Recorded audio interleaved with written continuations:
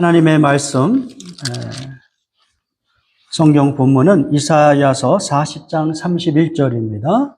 설교의 제목은 새 힘으로 세 번째입니다.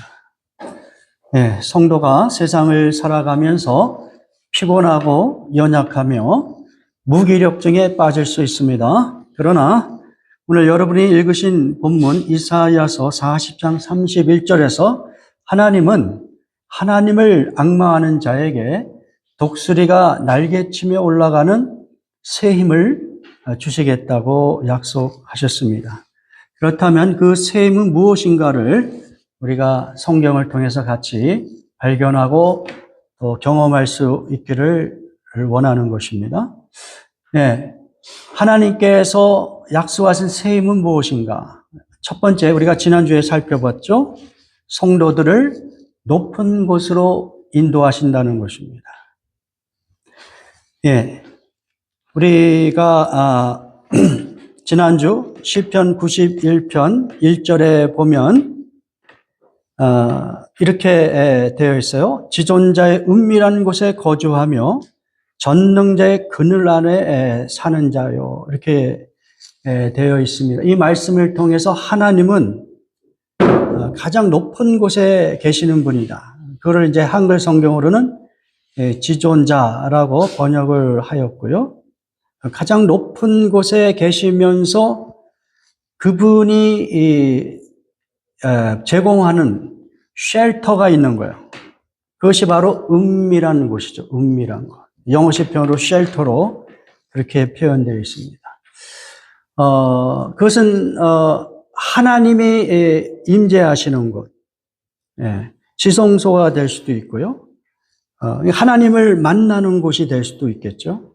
그러니까 그렇게 하나님을 의지하고 하나님과 교제하려고 하는 사람들, 하나님의 그 임재 안에서 지속적으로 그의 평생을 거쳐서 하나님과 그렇게 교제하고자 하는 자, 그들에게 하나님께서 무엇을 제공해 주시냐면 전능자의 그늘을 제공해 주신다.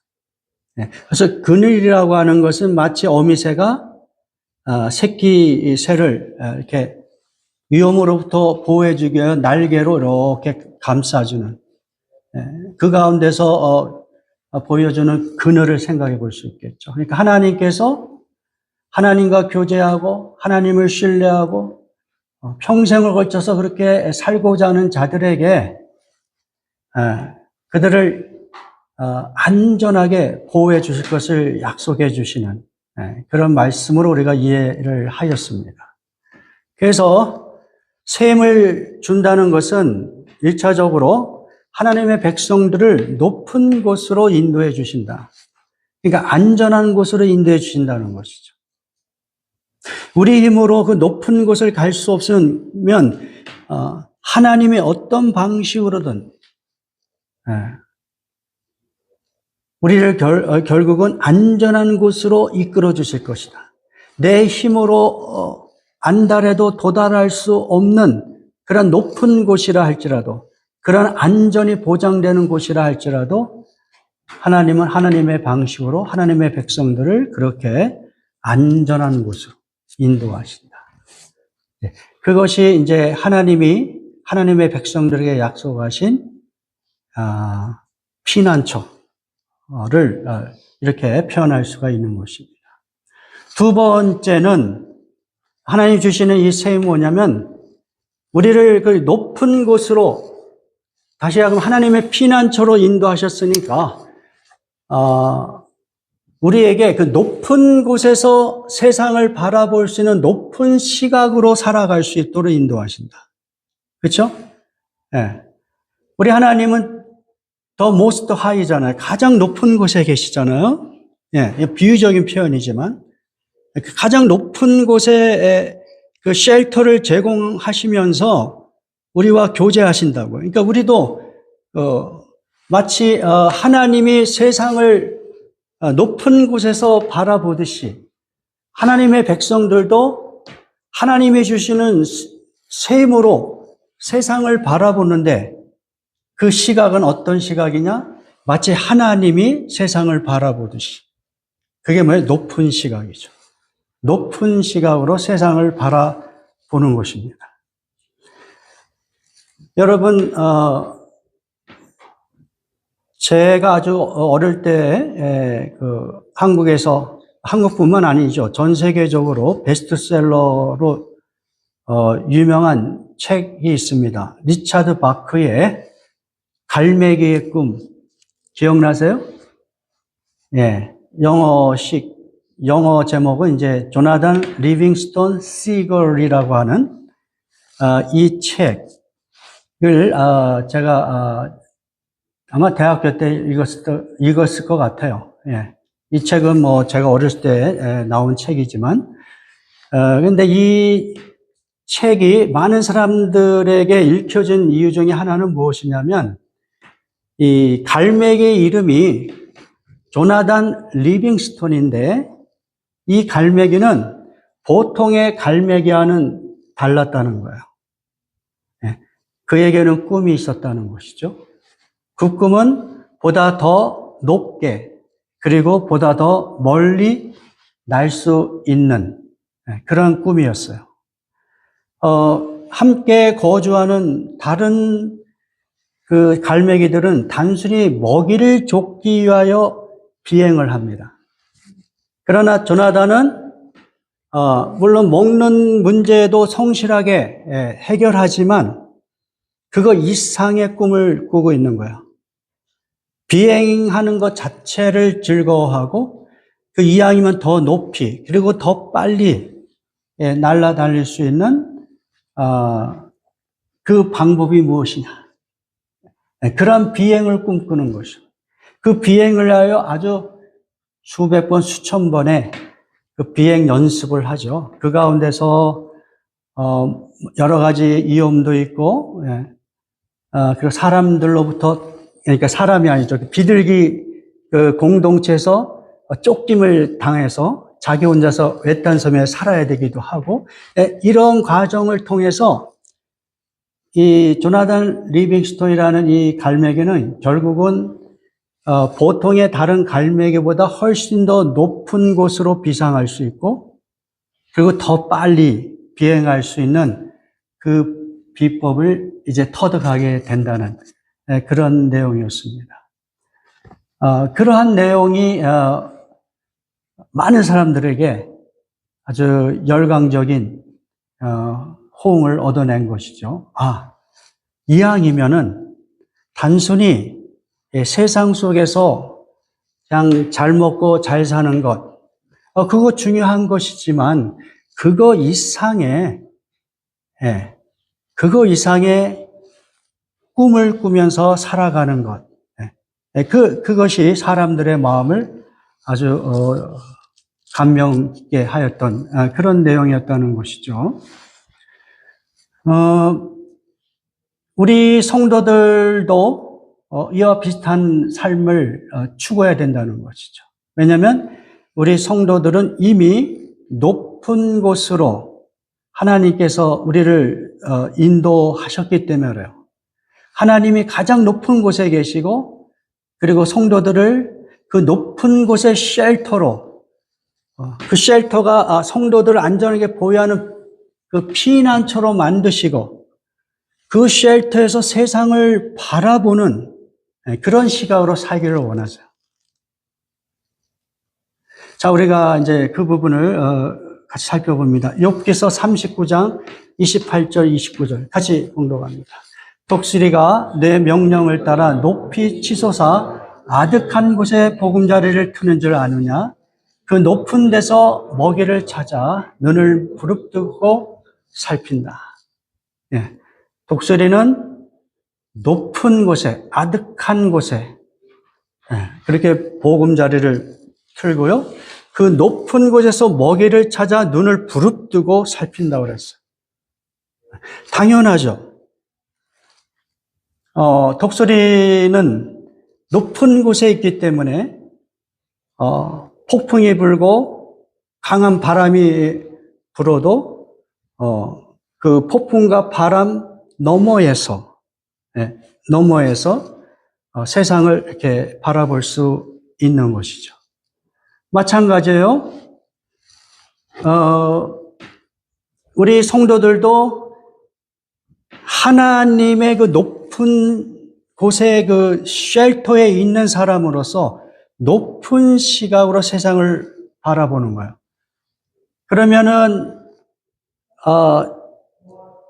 그 사람들이 살고 있는 세상에 그 세상을 이렇게 두리우고 있는 어떤 인생의 안개, 먹구름, 폭풍, 이런 것들을 통과하여 세상을 바라보는 시각이 펼쳐지는 것이죠. 예를 들어서 수많은 사람들이 세상 속에서 절망하고 아파하고 그리고 어떤 무기력증에 빠지는 그런 어떤 근본적인 이유들을 추적해 가면 사람들의 마음속에 항상 이 결핍에 대한 그 불안함, 근심이 있거든요. 다른 사람이 보기에는 뭐 이미 다 많은 것을 가지고 있는 것 같아도 가난한 자와 같이 부자라 할지라도 계속하여 결핍증을 느낀단 말이에요. 그래서 끊임없이 부유한 사람도 계속하여 돈을 벌고자 하고 자기의 삶을 더 확장시키려고 하는 것이죠. 그러니까 뭔가 이렇게 결핍증을 느끼기 때문에 그 결핍증 속에서 헤어나지 못해요. 그러다 보니까 불안하고 걱정으로 이렇게 인간관계가 막 흐트러지기도 하죠. 가장 그 가까운 예로는 부부 간의 관계예요. 제가 볼 때. 제가 어릴 때 이렇게 드라마 이런 데 보면은 이 부부들이 항상 싸우는 이유가 돈 문제더라고요. 돈 문제. 예. 그러니까 어릴 때는 왜 돈이 그렇게 중요한지 모르니까 잘 이해가 안 됐는데 제가 이렇게 나이가 먹어가니까 저도 젊을 때는 없어도 뭐 그렇게 별로 신경을 안 썼는데 이제 나이가 먹고 점점 약해지는 입장에서 보니까 이 돈 문제가 아주 뭐랄까요, 실제적인 그 어려움을 주고 있다는 것, 그것을 이제 경험하고 깨닫기도 합니다. 그러한 문제들이 젊었을 때는 별 문제가 없다고 생각했던 것들이 오히려 사람이 늙고 약해질수록 오히려 더 가장 그 기본적인 문제의 결핍을 통하여 인간관계가 힘들어지는 거예요. 그래서 부부싸움이 막 일어나고 이런 것들. 이런 문제들은 우리가 이 땅에 살면서 어떻게 해결하기가 정말 힘든 것 같아요. 왜냐하면 우리는 끊임없이 결핍을 경험할 수밖에 없기 때문에 거기서 벗어날 수가 없거든요. 가장 기본적인 거잖아요. 어느 한때는 내가 풍족해서 뭐 그런 결핍에 대한 문제가 없을지는 모르지만 그러나 인생 전체의 그림으로 보면 우리는 정말 하루라도 돈을 벌지 않으면 살 수 없는 생존의 문제가 걸린 그런 위험 속에 빠질 수 있거든요.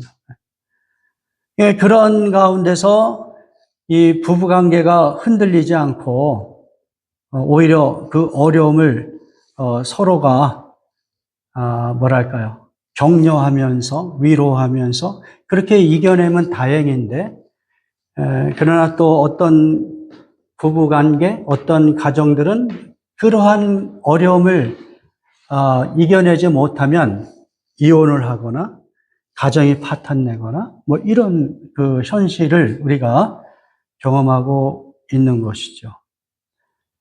이러한 그 우리들의 문제, 결핍의 문제, 또 자녀 문제도 마찬가지고 우리가 이 땅에 살아가면서 경험하는 그 모든 그 문제들을 이 땅의 시각, 우리가 눈으로 오감으로 경험하는 이 시각으로만 이해하고 그 가치관 속에서 그 문제를 해결하려고 하면 끊임없이 다람쥐 쳇바퀴 이렇게 돌듯이 계속하여 똑같은 문제로 싸우고 그리고 갈등을 경험하고 그것 때문에 인간관계가 파탄이 될 수도 있는 그게 우리들의 삶의 모습인 것 같습니다. 제가 구체적으로 얘기를 안 해서 이제 좀 여러분들이 이렇게 대충 알아들으시기 바랍니다. 구체적으로 얘기하면 얼마나 더 우리가 힘들겠어요? 그러니까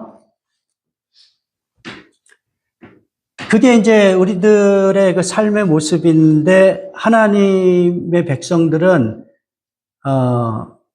이 인생의 안개와 폭풍과 그 먹구름 그것만 바라보면 그 밑에서 거기에 둘러싸여서 살아가는 인생 그것이 아니라 그거 너머에 높은 곳에서 세상을 바라보는 시각으로 살아가는 거예요. 그런 시각으로 살아가면 가장 인간적이고 그리고 우리가 회피할 수 없는 이 반복되는 문제, 이 결핍의 문제, 그 문제조차도 우리가 높은 시각으로 그것을 바라보고 해석하고 적용하면 충분히 행복할 수 있다. 그거예요. 성경 말씀 우리에게 그것을 우리에게 강조하고 있는 거예요. 예수님을 믿어서 여러분의 결핍의 문제가 해결된다라든지 예수님을 믿어서 여러분이 무슨 실패했다가 성공했던 이런 것들을 보장해 주는 말씀이 아니라 여러분의 삶은 여전히 인생의 어떤 폭풍과 안개와 구름에 이렇게 휩싸여 있는 인생이지만 그러나 그 너머의 시각으로 여러분의 그 삶을 재조명하고 그 시각과 가치관으로 살 수만 있다면 여러분이 이 땅에서 행복할 수 있다.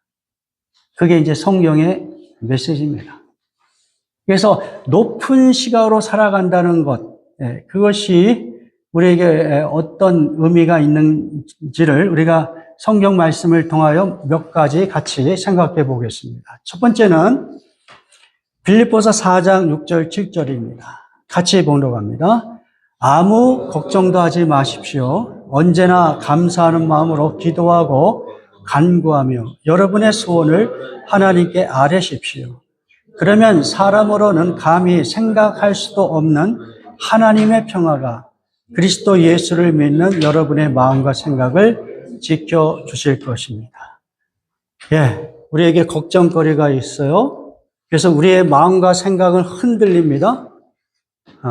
그것은 그냥 믿는 사람이든 믿지 않는 사람들은 똑같이 경험할 수 있는 그런 정서적인 어려움이죠. 걱정거리가 있고 마음과 생각은 막 흔들려.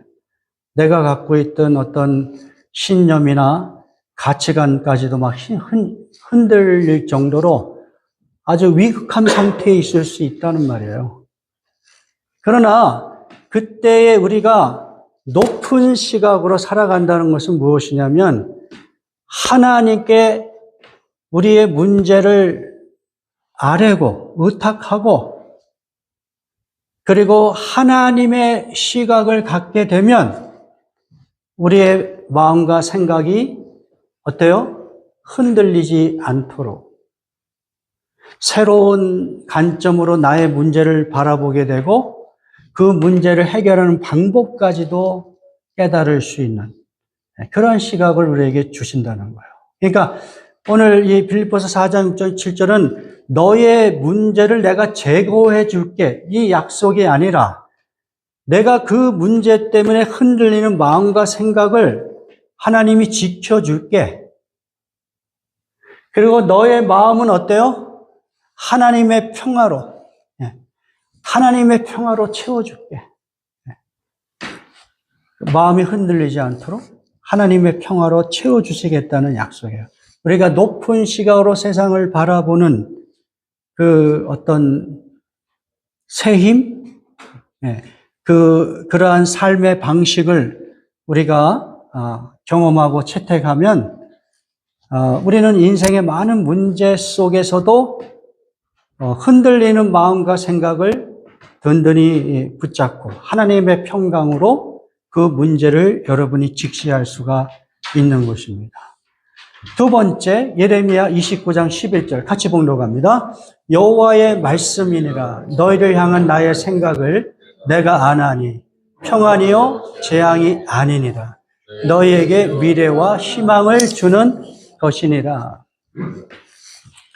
여러분,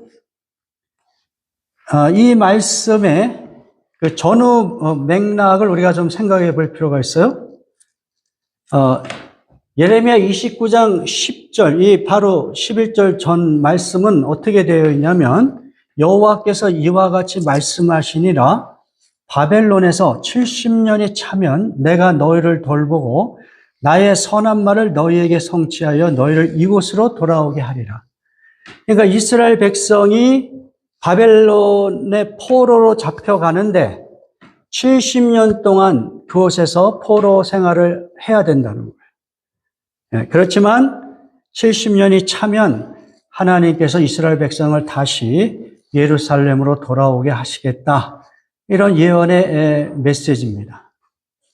자, 여기에서 하나님께서 우리에게 말씀하시는 것은 처음부터 이스라엘 백성을 바벨론의 포로가 되지 않게 바벨론의 그 침공으로부터 예루살렘을 지켜주시고 이스라엘 백성을 안전하게 지켜주실 것이라는 어떤 거짓 예언자의 그 거짓말을 사람들은 원했어요.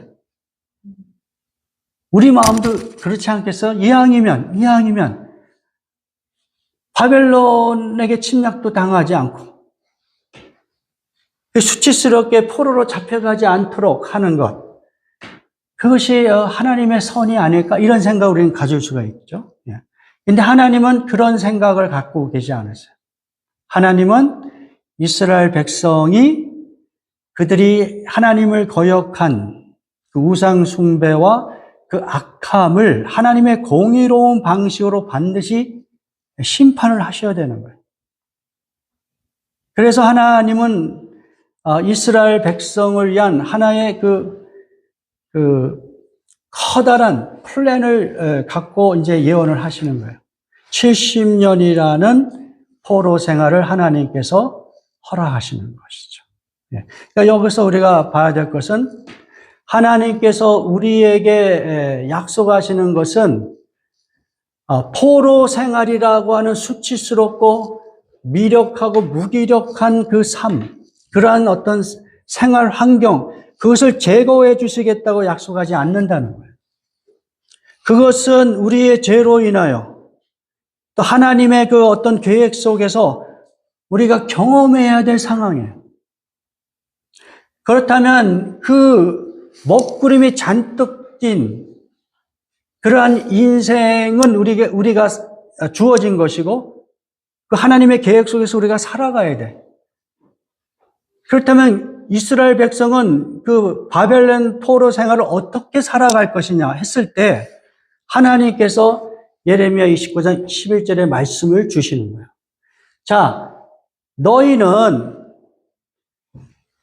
내가 너희에게 70년 동안의 그 바벨론 포로 생활을 계획하고 그렇게 너희를 향한 나의 그 뜻이 있다는 것을 너희가 알지라도 그러나 그 하나님의 계획과 뜻은 평안이요 재앙이 아니다. 겉모양은 바벨론 포로예요. 먹구름이 잔뜩 낀 좀 우울한 삶의 그 어떤 현장이에요. 근데 거기에 하나님의 그 계획과 뜻이 담겨 있어요. 근데 그 계획과 뜻은 무엇이에요? 재앙이 아니라는 거예요. 우리는 바벨론에게 멸망당하고 바벨론 포로 생활을 하는 것, 그것을 재앙으로 보죠. 그렇죠? 그것을 재앙으로 봐요. 그러나 높은 시각에서 보면, 하나님이 가장 높은 곳에서 그 시각으로 세상을 다스리는 방식으로 보면 그것은 재앙이 아니다. 그것은 너에게 오히려 평안이다. 너에게 미래와 희망을 주는 것이다. 그래서 평안이라고 하는 것은 무엇이냐면 단순히 이렇게 위험으로부터 안전하고 그 어떤 모든 것들이 잘 갖추어진 상태에서의 평화, 문제가 발생하지 않은 상태에서 평화. 그 평화가 아니라 이 평화는 하나님과의 릴레이션십이 온전하게 작동될 때에 경험하는 평화란 말이에요. 그러니까 인생의 먹구름이 쫙 껴 있지만 그 속에서 너희들이 잘만 하면 하나님이 너희들을 결코 떠나지 아니하고 이스라엘 백성을 하나님께서 끝까지 붙잡으시고 이스라엘 백성과의 그 우상 숭배로 인하여 깨어진 릴레이션십을 회복시켜 주심으로 하나님이 기뻐하시는 방식으로 이스라엘 백성이 영적으로 어떻게 해요? 성숙해지는 그런 것들로 높은 시각으로 세상을 보는 거예요. 그런 관점에서 보면 하나님이 이스라엘 백성에게 허락하시는 70년 동안의 그 바벨론 포로 생활은 재앙이 아니라 평화다. 미래와 희망을 주는 것이다.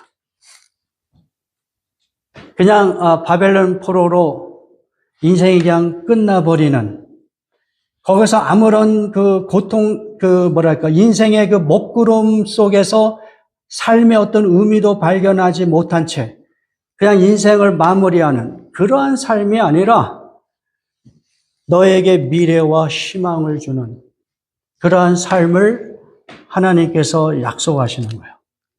네? 그러면서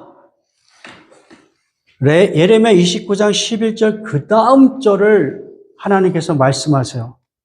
29장 12절 말씀, 13절 말씀 제가 봉독합니다. 너희가 내게 부르짖으며 내게 와서 기도하면 내가 너희들의 기도를 들을 것이요 너희가 온 마음으로 나를 구하면 나를 찾을 것이요 나를 만나리라. 그러니까 하나님께서 계획하시고 높은 시각으로 이스라엘 백성을 통치하시는 방식은 인생의 먹구름이 가득 끼어 있는 그 상황 속에서 이스라엘 백성이 이제 어떻게 해야 되는 거예요? 하나님을 간절히 찾아야 되는 거예요. 당연한 거 아니겠어요?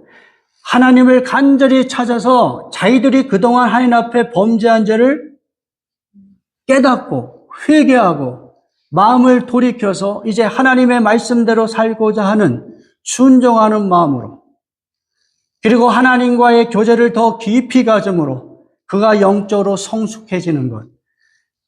그것을 하나님께서 의도하신 거예요. 예? 너희가 온 마음으로 나를 구하면 나를 찾을 것이요 나를 만나리라. 이제 이스라엘 백성은 그 바벨론이라는 그 험악한 곳에서 자존심 상하고 부끄럽고 무기력증에 빠질 수밖에 없는 그 상황 속에서 이제 그들은 하나님 앞에 부르짖어야 되는 거예요. 하나님을 만나고자 하는 간절한 열망과 그 수고가 있어야 되는 거예요. 그래서 하나님과의 그 깨어진 관계를 회복시키고 그렇게 해서 만들어지는 하나님의 주권적인 미래와 희망, 그것을 하나님께서 약속하고 계시는 것입니다. 그것이 바로 오늘날 우리 성도들도 구름이 잔뜩 끼어 있는 인생의 현장 속에서 높은 시각으로 우리의 삶을 바라보면 내가 어떻게 무엇을 해야 될지를 알게 돼요. 여러분이 그 어떤 두려움과 무기력증 속에서 하나님을 어떻게 해요? 더 많이 찾으란 말이에요. 하나님을 찾으려고 부르짖고 애쓰는 자에게 하나님이 만나 주시겠다고 하고, 그리고 그들을 향하여 하나님께서 어떻게 평안을 선언하시면서 그들의 그 미래와 소망이 약속된 응답을 해 주시겠다고 말씀하고 있는 것입니다. 여러분, 우리는 또한 이 높은 시각으로 살아간다는 것을 너무 여러분 개인적인 문제 또는 여러분의 그 어떤 가정 문제를 해결하는 그것으로만 신앙의 삶을 적용하려고 하는 우리가 흔히 얘기하는 개인주의적인 신앙, 그 생활을 벗어나야 된다는 거예요.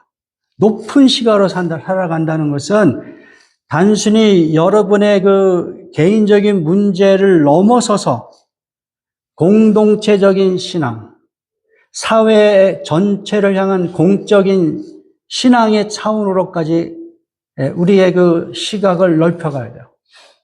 그것이 높은 곳에서 세상을 바라보는 시각 아니겠어요? 근데 우리는 너무 나의 문제에 갇혀 있어요.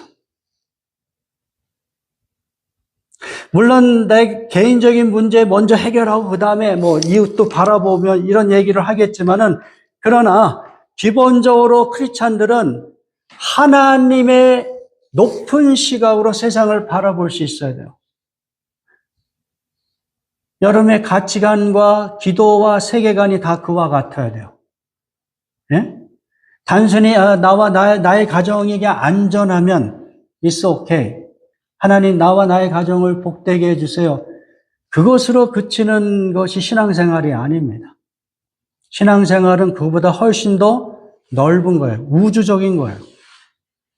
우리는 하나님의 그 The Most High에 계신 그 하나님의 쉘터에서 세상을 보기 때문에 우리의 시간은 온 우주적이 돼야 되는 거예요, 사실은. 그러니까 그 안에 무슨 기후 문제, 세상의 전쟁의 문제, 빈부격차의 문제, 우리 각 개인으로는 해결할 수 없지만, 그러나 하나님의 시각으로 그러한 세계관을 가지고 세상을 판단하며 그 세상이 하나님의 통치와 은혜 가운데 거할 수 있도록 씨름하면서 기도하고, 작은 개인이지만 내가 할 수 있는 한 또 내가 할 수 있는 일을 최선을 다하는 겁니다. 예. 자, 로마서 14장 7절에서 8절 같이 봉독합니다. 우리 중에 누구든지 자기를 위하여 사는 자가 없고 자기를 위하여 죽는 자도 없도다. 우리가 살아도 주를 위하여 살고 죽어도 주를 위하여 죽나니 그러므로 사나 죽으나 우리가 주의 것이로다. 크리스찬의 그 어떤 그 실존은 어디에 속해 있는가? 여러분 자신에게 속해 있지 않다는 거예요. 크리스찬들은 예수 그리스도와 함께 어떻게 해요? 십자가에서 죽은 사람이에요. 법적으로, 영적 실존의 차원에서도 마찬가지예요. 크리스찬들은 예수 그리스도를 믿음으로 예수 그리스도와 연합한 존재가 되어 예수님의 운명에 같이 동참한 자가 돼요. 그래서 예수님과 함께 죽고 장사 지내고 부활한 자의 위치로 살아가는 거예요. 그러다 보니까 누구든지 살아도 자기를 위하여 사는 존재가 아니고 죽어도 자기를 위하여 죽는 존재가 아니라, 크리스찬들은 그와 같은 삶의 정체성을 가지고 살아라. 살아도 주를 위하여, 죽어도 주를 위하여 죽으라. 이것이 높은 시각으로 세상을 바라보며 살아가는 삶의 모습인 것이죠. 자, 여러분, 특별히 이렇게 젊은 사람들은, 내가 무엇을 위하여 살아가지라는 그 질문을 많이 할 수 있기를 바라요. 무엇을 위하여 살아가지? 크리스찬들은 분명한 아주 클리어한 미션 스테이트먼트가 있는 거예요. 뭐냐면 살아도 주를 위하여, 죽어도 주를 위하여 살아가는 거예요. 이것이 뭐 여러분 보고 풀타임으로 뭐 목사가 되라든지 또는 선교사가 되라 이런 이야기는 안 해요. 여러분이 어떤 방식으로 살아가든 어떤 직업을 갖고 있든 여러분의 그 미션 스테이트먼트는 이와 같이 돼야 되는 거예요. 내가 살아도 주를 위하여, 죽어도 주를 위하여 죽겠다. 그런 마음으로 살고 계세요, 여러분들? 제가 볼 때 여러분이 예수님을 아주 강렬하게 신뢰했던 때 그렇게 고백했을 거예요. 근데 어느 순간에 우리가 하루의 그 일상에 너무 빠져 있다 보면, 예? 여러분이 하루를 살아가면서 얼마나 많은 일들이 일어납니까? 그런 일들을 해결하고 처리해가는 과정 속에서 어느덧 우리는 자기 자신과 자기 가족만을 위한 어떤 그 시간과 에너지를 써버려요. 그리고 우리의 정신 세계까지도 다 개인적인 신앙으로 그냥 변질되어 있어요. 그러니까 여러분은 이와 같은 설교나 성경 공부를 통하여 여러분의 그 변질된 이 사명의식을 새롭게 하셔야 돼요. 오늘 이런 설교를 통해서. 저 자신에게도 지금 말씀하는 거예요. 저도 마찬가지예요. 목사인데도. 어느덧 우리는 알게 모르게 그냥 하나님이 우리에게 분명하게 가르쳐 주신 미션 스테이트먼트를 그냥 다 잃어버렸어. 너무 자기 문제에, 자기 가족 문제에 그냥 모든 것을, 에너지를 다 써버려. 그러지 말고 높은 시각으로 살아가는 자와 같이 우주적인 시각으로 하나님이 인생의 그 먹구름과 폭풍 너머의 그 관점에서 세상을 통치하듯이 우리도 그러한 관점에서 세상을 바라보면서 내가 무슨 일을 하든